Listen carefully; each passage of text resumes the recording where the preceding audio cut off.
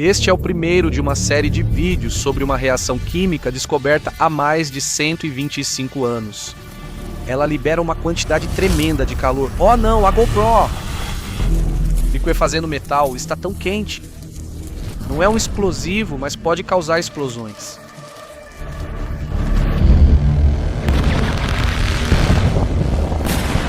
Isso é loucura! Mas os reagentes são tão inertes que podem resistir indefinidamente a um maçarico.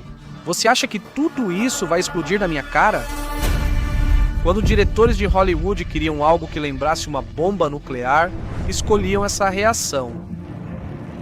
Mas em seu uso mais comum, basicamente inalterado em mais de um século, ele ajudou a mover bilhões de pessoas em todo o mundo.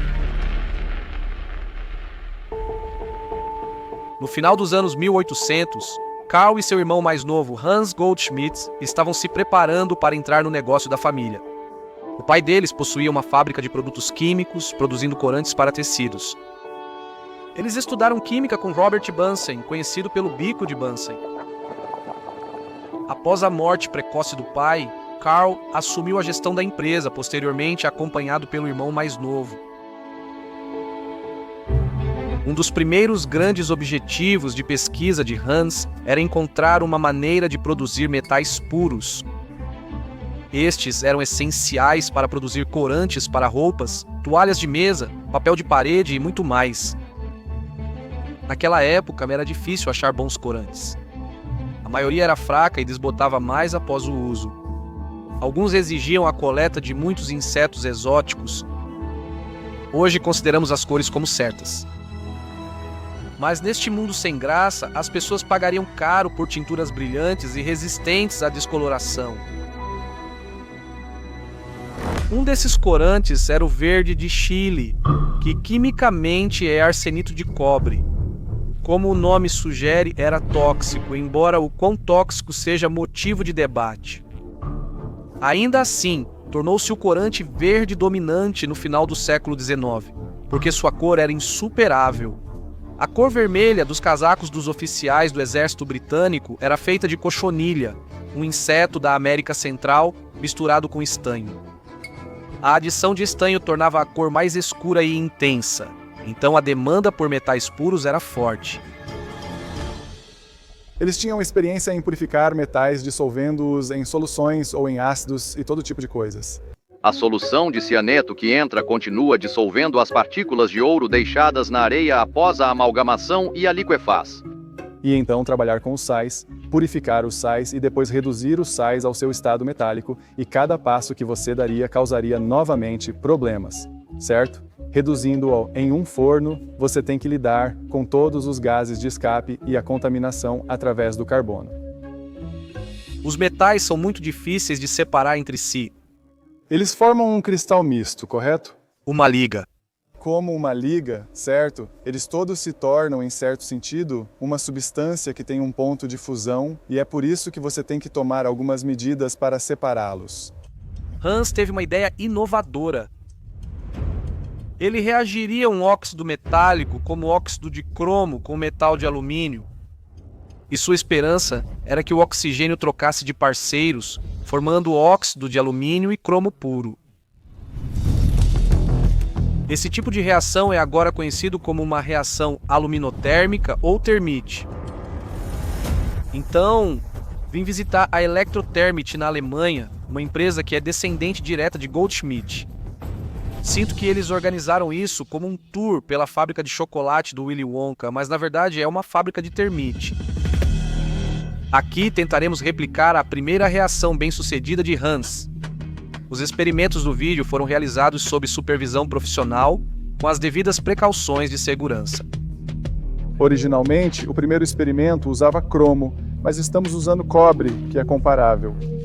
Isso é tipo 300 gramas. 300 gramas de termite. Despeje isso. Tudo bem. Despejamos isso no cadinho e acendemos. Tudo bem. É isso? Sim. Deixe isso assim mesmo. Uau!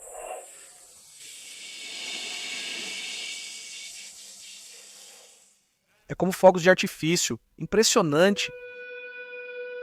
Pode apostar que ele se surpreendeu ao ver isso.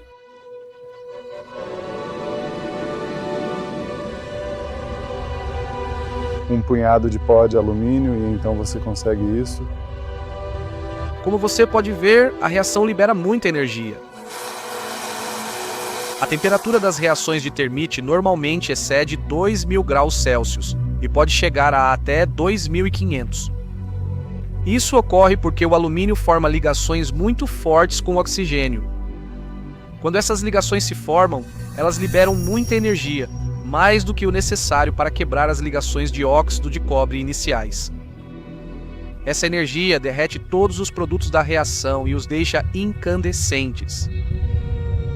É difícil expressar o quão brilhantes são. É como olhar diretamente para o sol. Se você ver clipes neste vídeo, onde as partes mais claras estão superexpostas, é porque é muito difícil julgar o quão brilhante a reação será, e quase sempre é mais brilhante do que você espera. Aquilo caindo lá embaixo é cobre líquido? Isso é cobre líquido, né? A solução que estava sendo criada. Mas se você obtém essa mistura quente de metal puro e óxido de alumínio, como você separa os dois materiais para isolar o metal puro? Estamos tentando montar um experimento que ninguém nunca viu antes, e isso realmente vai nos permitir ver dentro do cadinho. Cortamos o cadinho ao meio e estamos fixando duas peças de vidro termicamente resistente, cada uma com 4 milímetros de espessura, como janela para a reação. As pessoas disseram que seria impossível, que você não veria nada, ou que o vidro quebraria. Nunca fizemos isso na câmera e realmente vimos dessa maneira e tão claramente, e acho que vai ser fascinante começar a analisar e fazer sentido disso. Este vidro foi tratado especialmente para não se estilhaçar de imediato ao entrar em contato com o metal derretido. Uau, isso está quente! Isso está realmente quente. Mas a temperatura de fusão da sílica é em torno de 1.700 graus Celsius, que é definitivamente menor do que a temperatura da reação. Então, o vidro certamente irá derreter. A esperança é que ele derreta lentamente o bastante para conter a reação. O vidro vai derreter e no final teremos apenas uma camada muito fina do vidro no final. Então você vai acendê-lo? Cabe a você colocar a ignição? Acho que outra pessoa deveria acendê-lo. Por quê? Não confio em mim mesmo. Vimos como fui incapaz de acender ontem. É isso. Deixa assim mesmo. Para essa reação, usaremos termite de ferro, uma combinação de óxidos de ferro e metal de alumínio. Ok, está bom. Vamos lá.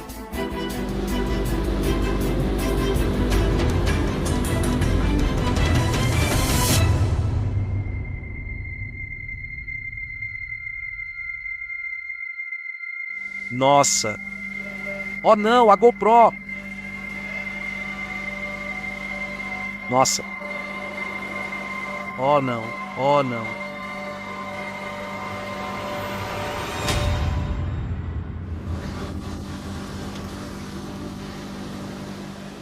É o fim da GoPro. A reação começa no ignitor e se expande em todas as direções.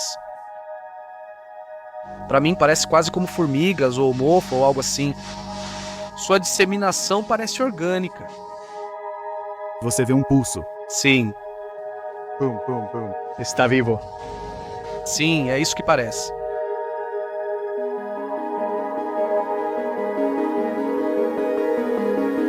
Por que está pulsando? Eu não sei. Tudo bem. Nós tentamos entender. Nunca soubemos que isso fazia isso. Fazemos isso há 100 anos e de repente você descobre que toda a porção que é acesa faz isso. Você acha que é gás vazando para cima? E é quase isso que causa o pulsar. Como se algum gás aquecesse e depois subisse e então fizesse espaço para o próximo. É o que você parece ver aqui. Sim, Uau, isso está quente. Isso está realmente quente. Para observar mais de perto, pedi que colocassem um pouco de termite sobre um vidro e então eu filmaria por baixo usando uma lente de sonda. Sou pronto. Ok, estamos gravando.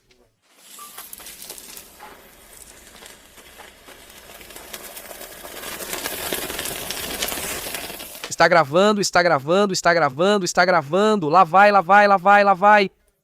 Uau, uau, hahaha, sim. A exposição está bastante boa. Oh meu Deus, incrível. Acho que esta é a vez que alguém filmou uma reação de termite mais de perto.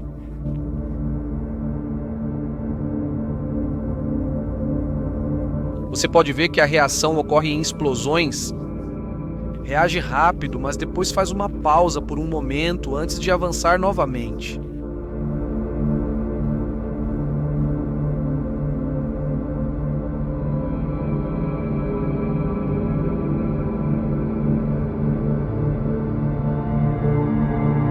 Posso pegar?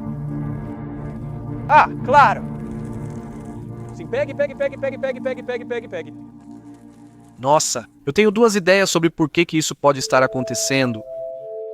Primeiro, o termite é uma mistura de grãos, grandes partículas de alumínio e óxido de ferro. Eles precisam estar na proporção correta para uma reação eficiente. Uma pequena bolsa pode reagir onde a proporção é menos ideal, até que o calor aumente o bastante para desencadear a reação na próxima bolsa. Minha segunda ideia é que entre os grãos existe ar. A reação aquece o ar, que se expande, aumentando a pressão entre os grãos e possivelmente empurrando parte do material não reagido para longe da frente de reação. Quando o ar escapa, o próximo pedaço pode inflamar. Quando todo o termite reage, as coisas ficam extremamente violentas. Metal derretido é ejetado do topo do cadinho e dentro do líquido está se agitando. Isso pode ocorrer devido a alguns materiais estarem fervendo, transformando-se de líquido em gás. Pode parecer loucura, mas o ponto de ebulição do alumínio é cerca de 2.500 graus Celsius. O ferro ferve acima de 2.800 graus Celsius e outros elementos na mistura, como o manganês, fervem a apenas 2.000 graus Celsius. Uma vez que a fervura para, o líquido se acalma e agora vem a chave para fazer metal puro. A densidade do ferro líquido é mais do que o dobro da do óxido de alumínio líquido. Então o ferro se deposita no fundo enquanto o óxido de alumínio flutua para o topo. Quando o metal derrete através do fundo do cadinho, o primeiro líquido a sair é o ferro. Somente depois que ele é drenado é que o óxido de alumínio ou escória segue. Pode-se observar a transformação de ferro para óxido de alumínio. O ferro líquido ele tem uma viscosidade como a água, então você pode vê-lo saindo ali e espirrando, e então a escória começa bem ali. Sim, ele sai suave. Muito legal. Uau! E isso é mais como mel quente. Sim, você pode ver exatamente isso.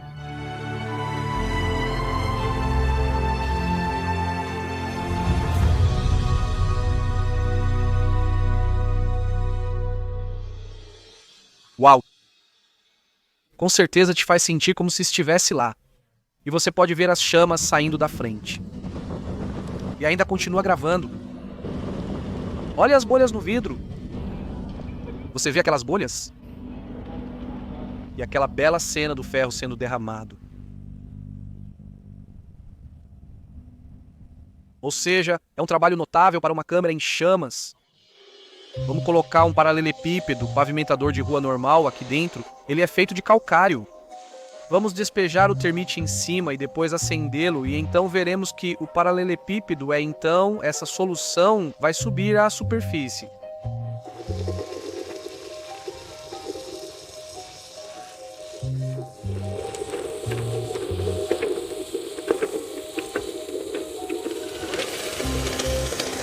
É como se estivesse se quebrando em pedaços.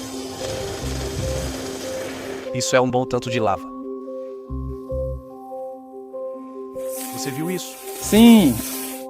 Pedras comuns como paralelepípedos sobem à superfície, assim como a escória, enquanto o metal mais denso cai para o fundo.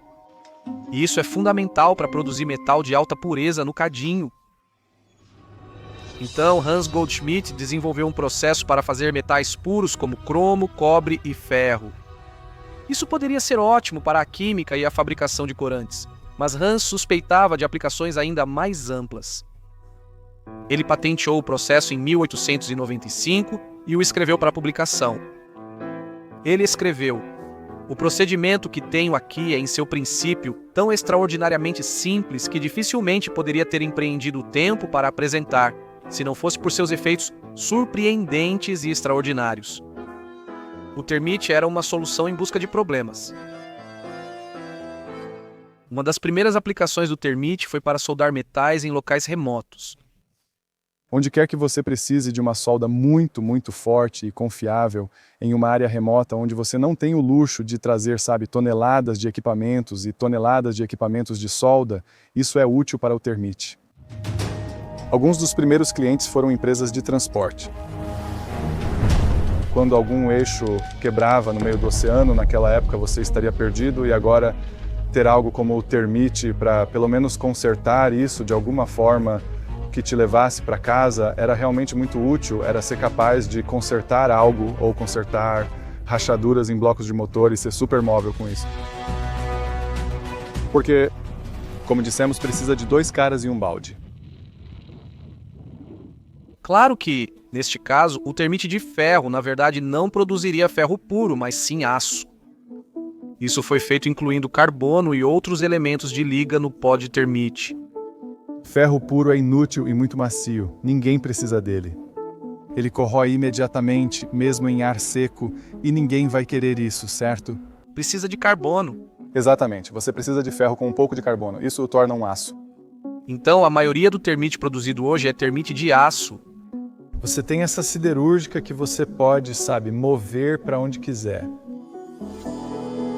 Após a Guerra Fria, usávamos termite principalmente para destruir canos de armas de tanques. Basicamente, você tem uma porção de termite que você basicamente coloca no cano da arma e então você a acenderia. E então, basicamente, soldaria o cano da arma e o destruiria. E ficaria completamente inútil depois disso. Esses são todos os tipos de armas ou coisas que não eram mais úteis que usamos termite para destruir. Porque é muito rápido e é muito seguro. E é definitivo. É muito definitivo. Após colocar isso, não há nenhuma maneira de usar essa arma novamente. Uma aplicação moderna do termite é usar seu calor para destruir informações.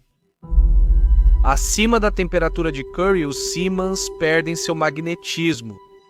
Assim, dados salvos em HDs magnéticos submetidos a altas temperaturas ficam irrecuperáveis. Isso parece uma forma muito diferente de termite. Estou acostumado a vê-lo em pó. Antes também era pó e nós o secamos. Posso pegá-lo? Sim. É como um pedaço normal de azulejo. Sim. Coloque no chão.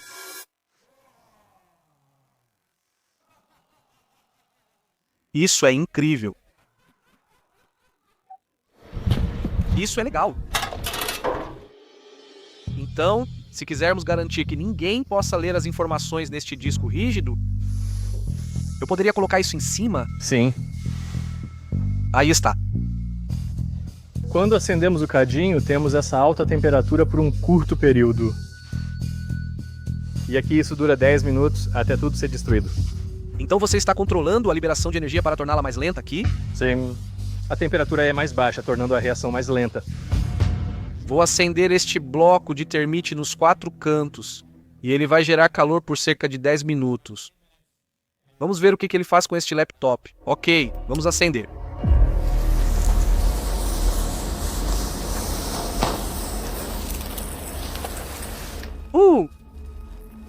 Eu gosto disso. Vê como está escorrendo? Uau, é um efeito totalmente diferente.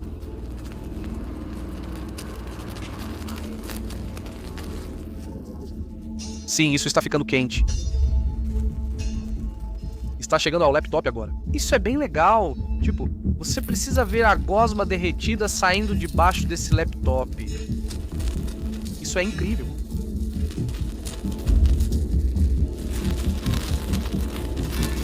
Após ver tantas termites, esta é uma versão completamente distinta. Olha a poça de metal ali, uau!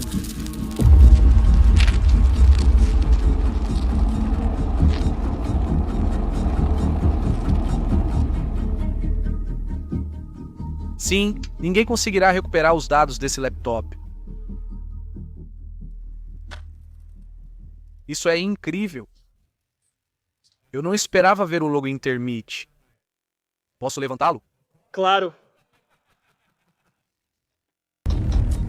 Agora, você pode pensar que, dado a quantidade de energia liberada, o termite poderia ser usado como um explosivo, mas na verdade não é bem adequado para esse propósito.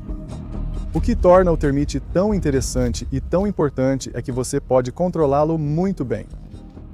Se você tem uma explosão, pode calcular a energia muito bem e dizer que são, sabe, X quantidade de megajoules que você obtém, mas é realmente difícil dizer durante quanto tempo.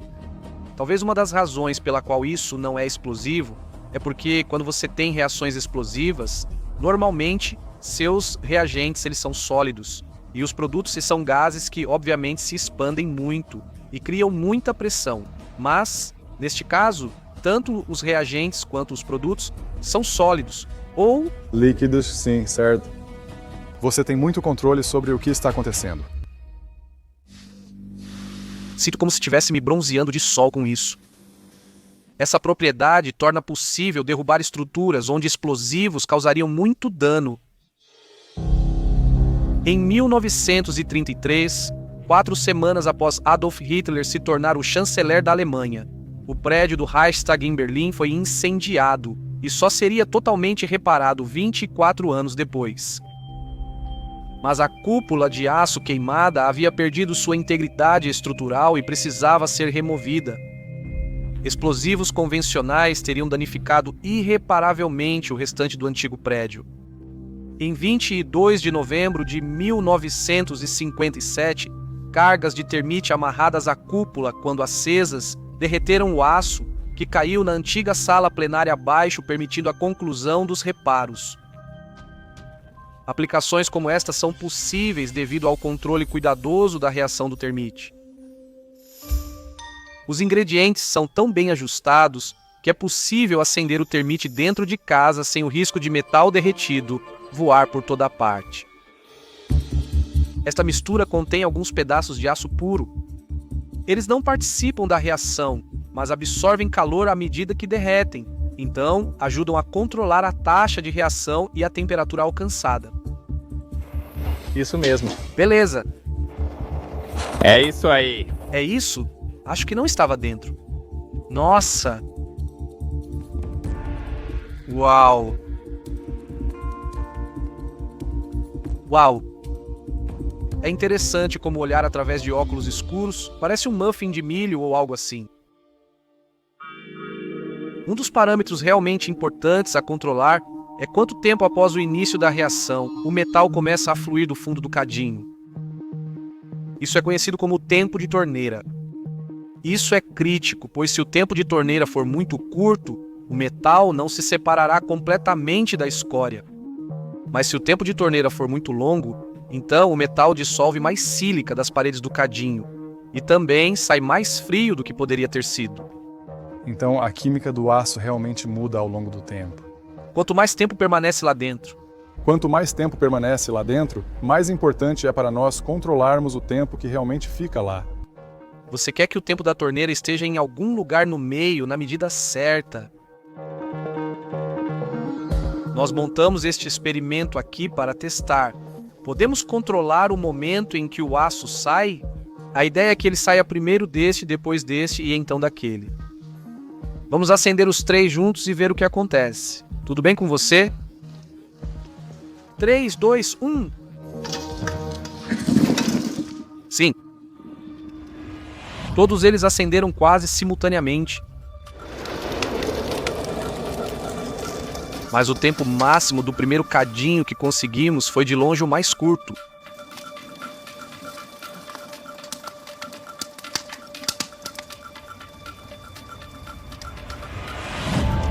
Dois.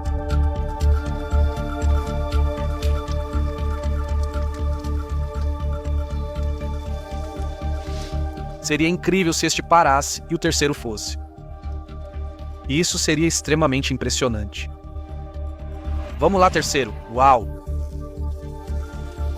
Ah, isso é ótimo. Isso é fantástico. Outro atributo controlável é a temperatura do metal. Temos duas versões diferentes, uma com 12% de amortecimento e outra com 25%. Às vezes, você quer que o metal saia um pouco mais quente ou um pouco mais frio. Vamos lá. Ignição bem controlada. Bem, aqui ele vai muito mais. Uau! Você pode ver que o de 12% foi o primeiro. Uau! Você pode ver que, sabe, este começa primeiro, então você pode ter uma ideia. Mas eu sinto que ambos alcançaram 2000, eu não sei. O da direita é uma das partes menos amortecidas e o outro é um dos mais amortecidos. Poderíamos alterar drasticamente as temperaturas em ambas as direções, um pouco mais alto e bem mais baixo. Esse controle é obtido ao ajustar cuidadosamente a mistura de termite. Este é o ponto de partida para a fabricação de termite. Cerca de 1 ou 2 vezes por dia, um caminhão vem e descarrega isso. Isso é escória de aço, então basicamente é uma mistura de diferentes óxidos de ferro. Quando você lamina o aço a quente, a superfície do aço é muito reativa porque está muito quente. E há tanta água envolvida para resfriar os rolos que a superfície realmente oxida muito rapidamente e cria essa escória de aço. E então eles usam jatos de água para soprar isso da superfície do aço. E para a usina de laminação isso é apenas um resíduo, correto?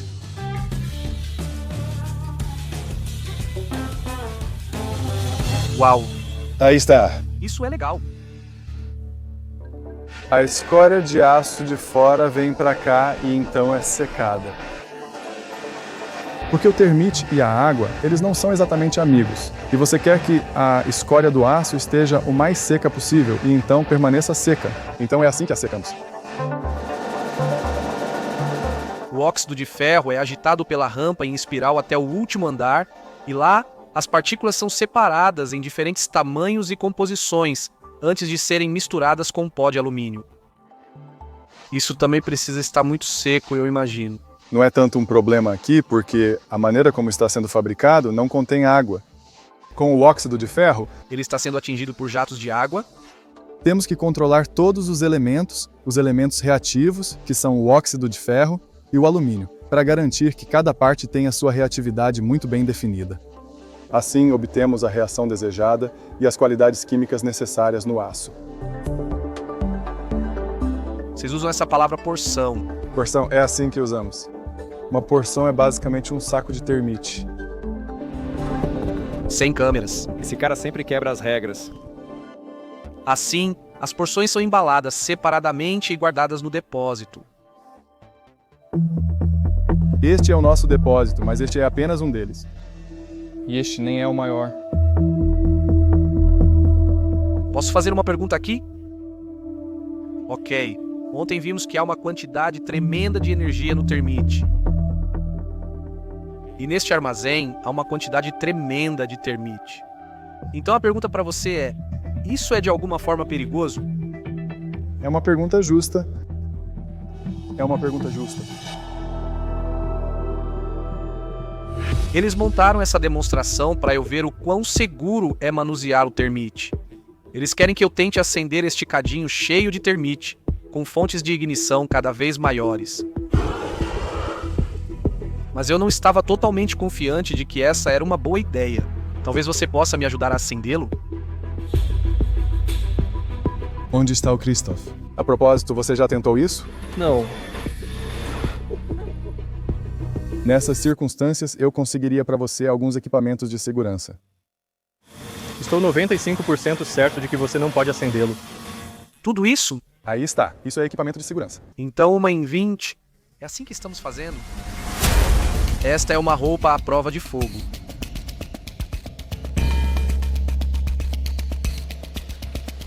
Pelo menos haverá filmagens de como aconteceu. Aqui está um isqueiro pequeno. Vamos ver se consigo fazer isso pegar fogo. 3, 2, 1.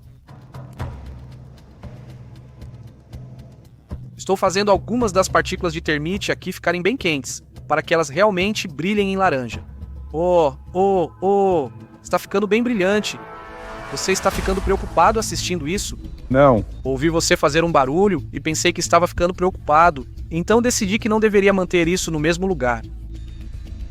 Você acha que isso vai dar errado para mim? Não.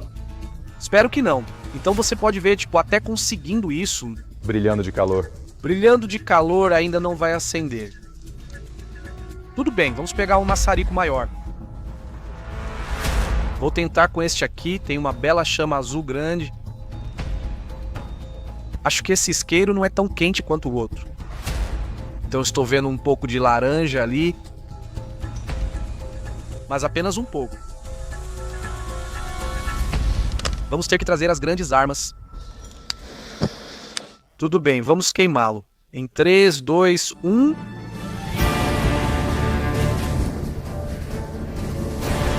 Você acha que poderíamos acumular calor suficiente? 500. Ele está dizendo 500? Sim. Eu consigo ver muita termite brilhando em laranja. Sim.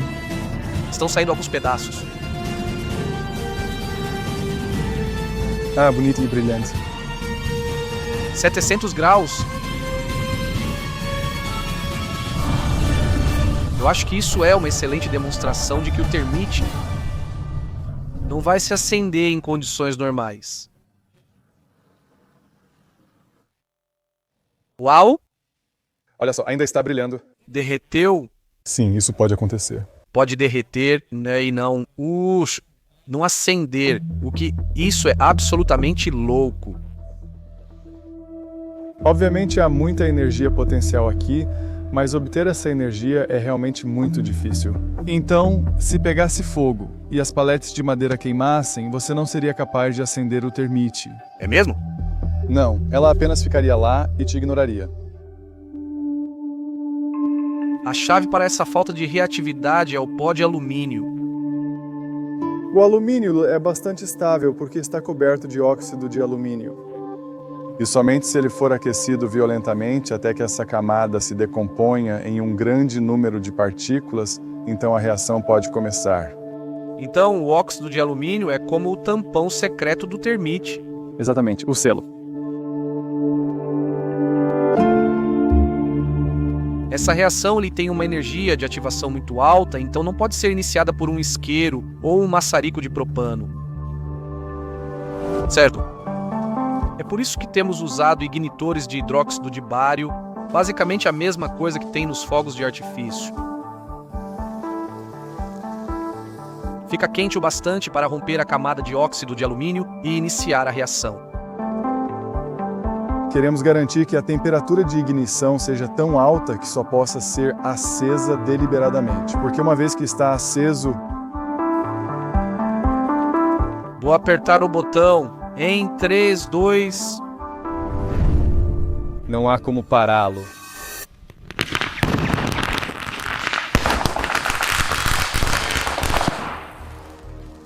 Isso é loucura. Filmei na Alemanha por 5 dias completos, então isso é apenas uma amostra do que vem aí. Descobriremos como o termite reage com o ambiente e teremos um vídeo dedicado à aplicação mais comum do termite. Soldando trilhos de trem juntos. Milhões de pessoas provavelmente assistirão a este vídeo. A maioria deles provavelmente já andou de trem. Qual a chance de eles terem passado por uma de suas soldas de termite? Eles irão. 100%. 100%. Então inscreva-se para ser notificado quando esses vídeos forem lançados.